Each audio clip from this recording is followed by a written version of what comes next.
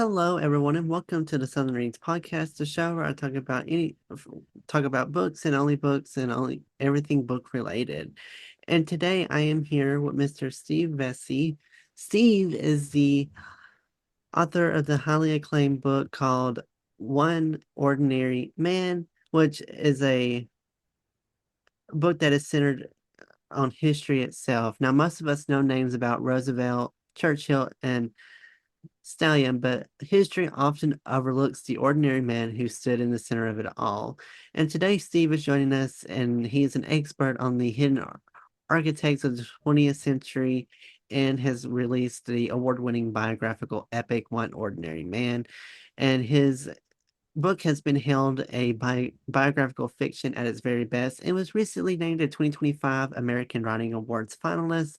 And he's here to share the human story behind the history, the incredible wit of a forgotten American hero, and what it takes to turn years of deep dive research into a vibrant 600-page narrative. So, Steve, thank you so much for taking time to come on the podcast today. I am really looking forward to hearing about your book and hearing about this story. And welcome to Southern Reads. Thank you, Noah. Thank you for having me. So, what I always like to do is I always like to share and have the people just tell kind of the story about how you got into writing and what influenced you to write this book. So the primary influence, Noah, was for the last 15 or so years, I've been giving talks on various subjects, specifically from about 1900 to 1960 or 1970. And those subjects include key figures from the period, key events from the period, dynamics that led to us going into World War I and World War II, and that sort of stuff. And a friend of mine in Florida asked me to do a talk on Harry Hopkins. And of course, like most of us, I thought I knew Harry Hopkins. And however, when I did a deep dive into his background and into his life, I was captivated by his story. And suddenly, this man who I thought I knew became someone who I had no idea who who he was. And frankly, what was really intriguing is I began to see his story as the hero's journey. And this man who comes really truly from obscurity in 1933, 3 days after Franklin Roosevelt is inaugurated, arrives in Washington and immediately begins to change the character of the United States and help the country through the Great Depression, and ultimately over a 12-year period of time rise from that obscurity to become the second most powerful man in the world, and then after Franklin Roosevelt died, the most powerful man in the world. So you've gone into a lot of history and you kind of talk a lot about Harry Hopkins, but I think a lot of Americans don't know who he was. So share with me just a little bit about who he was and why he Sure. is the most important World War II figure that most Americans, of course, have never heard of. Sure, he was truly the ordinary man. He was born and raised in Iowa. His father was a harness maker. His mom was a devout Methodist who was a homemaker. He went to Grinnell College, graduated from Grinnell, went immediately to New York City, to the Lower East Side of New York City, and became a social worker at the Christodora House in New York City. And he met his first wife there, and together they had three boys, David, Robert, and Stephen. And during his career as a social worker, he went from the frontline social work to becoming an administrator for socially significant organizations. In fact, prior to him taking on the Temporary Emergency Relief Administration for Governor Franklin Roosevelt at the time in 1930, Harry Hopkins was the executive director of the American Heart Association. So he rose over time from the front lines of social work to become an administrator, a key administrator, and then really at the behest of Franklin Roosevelt and Jesse Strauss, took over the role of the director for the Temporary Emergency Relief Administration, which was New York State's method of attack, if you will, for putting people back to work after the stock market crash in 1929. Now, this originally sparked kind of during a research for you originally was going to a Florida presentation and that this was just going to be a talk. What made you realize that this had to be a 600-page novel rather than just a presentational speech? Well, if I told you the truth, it was never intended to be a 600-page novel. It was always intended to be to be to be this story of this guy. And what really happened, Noah, was it I was captivated. The story, his story resonated with me in a way that was really profound. And in fact, and I tell this all the time. I saw the story literally in my mind's eye. Saw the story, and what happened was I said I was going to write a movie about his life. That movie, by the way, in that process turned out to be a 12-part TV series, which is now, by the way, now 9 parts. But it was a 12-part TV series first.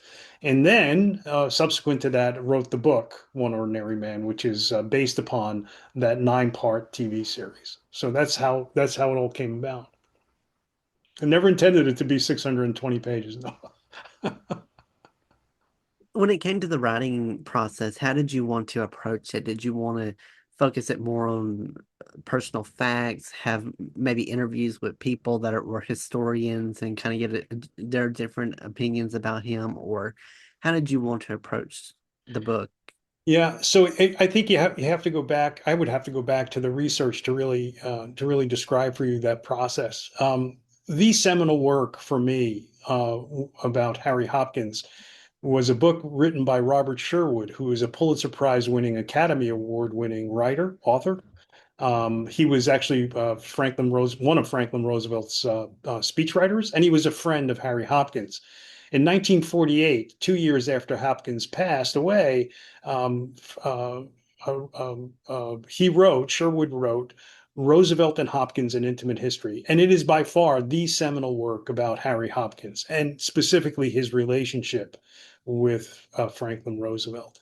So the thing that really drove me to say, wow, this is a story that really needs to be told was after reading Sherwood's book, I had a distinct and really a clear impression of not only who Harry Hopkins was as a human being, but what bound him together with Franklin Roosevelt and what bound both of them together in the face of arguably two of the most important existential threats the United States has ever faced, namely the Great Depression and, of course, World War II. And so the key to me in doing this, no, and of course the choice was, well, do I want to do a history of this, or do I want to tell a story? And I decided, and it's the reason why it's a novel, I decided that I wanted to tell a story and balance the humanity of those folks, the human issues that they confronted on a day in, day out basis against the backdrop of these really, truly epic events that took place during that 12-year period. And it was that process of that balance of trying to articulate how they went about making decisions that were truly life and death decisions on a daily basis, making these life and death decisions. How they did that, what it felt like, what did it, who was responsible for it, all of the key human pieces of the puzzle that tend to get lost in the history of events like the Great Depression and, of course, lost in the history of the World War II. So when the book came out and once you had the book kind of released, what was the initial reception that you got from the book and how did people react when they first read it? Yeah, I think there's an important story I should share with you, Noah. Dr. June Hopkins is Harry Hopkins' granddaughter, and as you probably know, she wrote the foreword for the book. But when I initially released the book, that foreword was not there. I was contacted by Dr. Hopkins, and she was kind enough to ask me to send her the book. I did, and when she came back several days later after reading the book, she said, "My grandfather came to life for me," is what she told me. And when I heard that, when I had that reaction from someone like Dr. June Hopkins, who obviously intimately knew the family, I really had this distinct impression that perhaps this was going to be a really good book. Immediately after that, Kirkus reviews came out and said some really incredibly positive things about the book and the writing, and they gave it a get it endorsement and all of this other stuff that goes along with that. And then again, there was some more editorial reviews that came out that were really positive. So it was after that an early feedback, if you will, that I really began to believe that it was a story that resonated with folks in the same way that it resonated with me. So when you came out with the book, did you expect it to get this recognition as it was, or how did your what was your reaction to how people were really taking in with the book? I was obviously incredibly pleased to get the kind of positive response that it has gotten.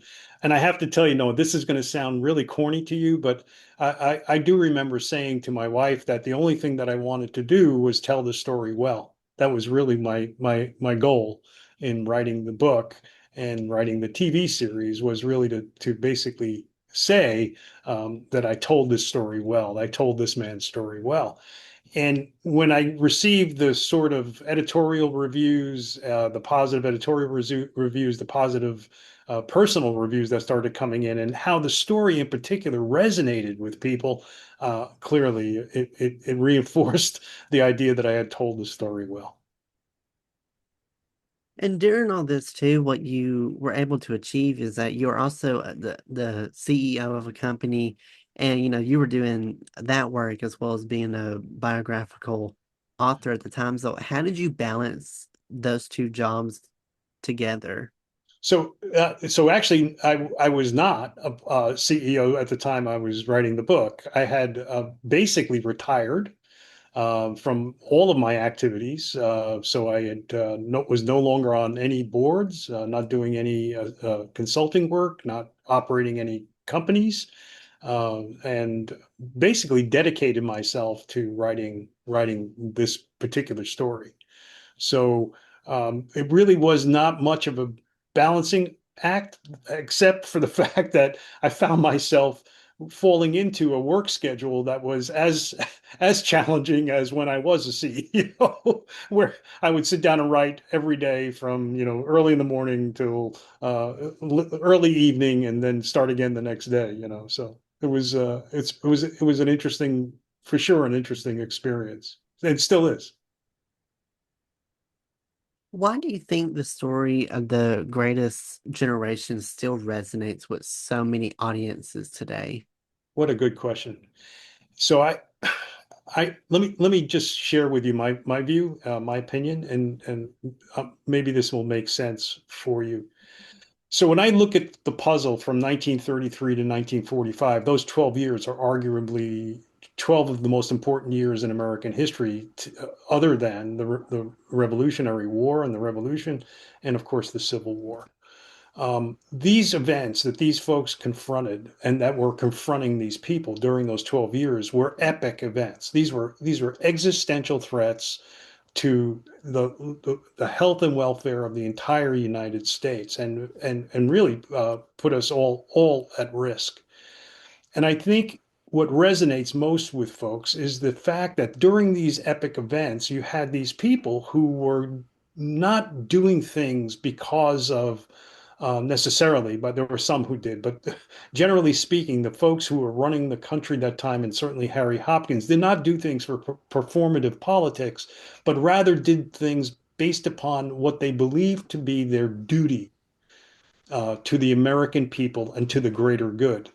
And I think that's the difference. And I think what resonates with folks about the greatest generation is this sense of doing your duty, doing what you know to be right for the greater good for yourself, of course, your family, of course, and for your country. And that that I think is what to this day resonates with people about that generation of Americans. Now, admittedly, they were in the midst of, and that behavior, admittedly, was colored by these existential threats, these epic events around them. Again, the Great Depression and World War II and the rise of fascism, all of that was happening to them. And it really called upon them to behave in a way that would benefit not only themselves, but of course their country. And that, I think, is the thing that still resonates with folks today about that generation. Now, since the release of the book, do you think more people have become more aware? Well, let me rephrase the question. When the book came out and you released it, how many people that read the book did not know who Harry Hopkins was? Almost everyone. And really fascinating in that most everyone said, I thought I knew Harry Hopkins. I thought I heard of Harry Hopkins. Oh yeah, I've heard of him. Yeah, that's this guy. But the truth was is that after they read the book, they would say, "My gosh, I really didn't know who he was. I had no idea that this guy was as important to our country as he was, as important to Franklin Roosevelt as he was, and nor did they know the relationship." And the arc of the relationship between Roosevelt and Hopkins, which was pretty astounding when you consider when he got there in 1933, he was a subordinate. Midway 1936-37, he's an advisor and a confidant. And in 1943, actually, Winston Churchill said he was an equal to Churchill, Stalin, and to FDR. So it was really fascinating to me to see that for sure. So looking into the future and looking retrospectively, what do you hope modern readers take away from the life of Harry Hopkins regarding the power of grit and individual impact? If I had my druthers, if I could make a wish and have it come true, it would be the idea that uh, leadership requires moral courage, requires integrity, and that when we look at when we look at leadership in our country and elsewhere, by the way, that we should be really have a sense of what moral, credible leadership looks like. If I could ask some people to take away something from the book, it would be that it would be that these were people who were really attached to the idea that there was something really unique and great about America's democracy, and that it was really incumbent upon them to do their duty to ensure that it survived and it thrived. That to me is, and that sort of moral, that integrity that they had, that sense of duty, that sense of commitment is really what I would hope readers would take away from whenever they look at um, leadership in today's world. Do you plan on writing any more books going forward, or was this kind of an experience for you? Just like, I've wrote one, I've done that experience. I don't know if I would want to do it again. What's kind of your future as a writer? I'm writing one as we speak, so so I'm in the midst of another. I've decided that there are other stories, and by the way, it doesn't take a great decision to know that there are other stories out there of other people who have contributed significantly to our America and to the uniqueness and the greatness of America's democracy, and I think those stories are deserve to be told. Going forward, what's your for anyone that's a writer and that's wanting to maybe want to do a biographical novel on someone that they really admire, what advice do you have on how they need to approach writing that kind of a book? I'm not sure I'm qualified to give advice, even though I've written a book, a piece of biographical fiction, but I could tell you about the process and what it felt like. I wanted to, as best as I possibly could, stay very close and very accurate in terms of the history of and the times in which this person he lived. So it is for sure. I was really attempting to the best of my ability to stay historically true and to reflect all of the things that actually happened during that period. And what happened as a result of that is that it was almost like a patch quilt of facts laid out over the 12-year period of time, which really gave rise to the connective tissue of the story, which enabled me to, by linking those facts over time together, it was that connective tissue was really where the drama resided, if you will, and where the humanity of the story resided.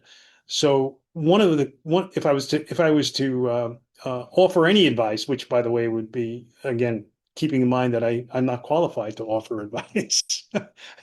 what what I would suggest is that writers stay true to the facts for the historical time the person lived in, and then use those facts in that chronology to produce the connective tissue, the humanity, and the things that really drove the story over the course of the person's life.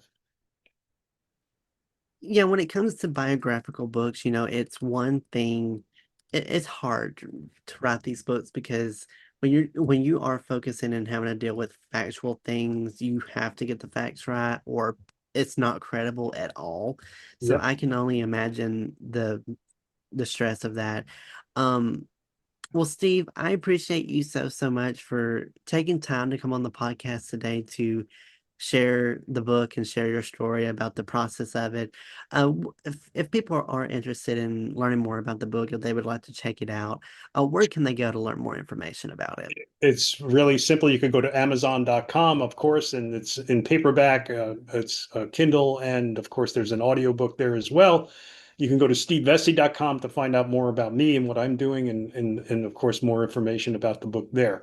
So I would recommend those two places for those who are interested in learning more about me or the book.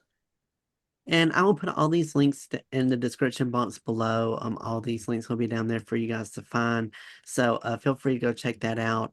You can also check me out on the socials as well. You can check me out on Instagram and TikTok at Southern.Reads. You can also find me on Facebook, Twitter, and YouTube at Noah's Podcasts. And feel free to also check out the website, noahspodcasts.com, to learn more about this show as well as the other shows that I do. I appreciate you all so much for tuning in. If you liked it, feel free to follow or subscribe so you get notified of when new episodes like this come out in the future.